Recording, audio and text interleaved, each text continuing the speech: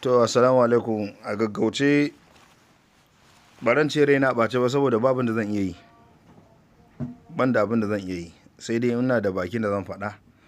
To Allah ya sa wayanda za mu faɗa su ji kuma su tausaya. Ba komai zan yi magana ba sai akan maganan fetur. Mai ya yi tsada. Mai ya yi tsada. Mai ya yi tsada. Sakamakon ba a tausayin talaka. Ba a tausayin talaka.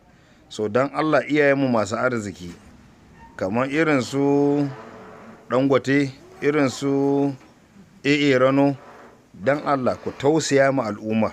Ku tausaya ma al'umma manzo Allah.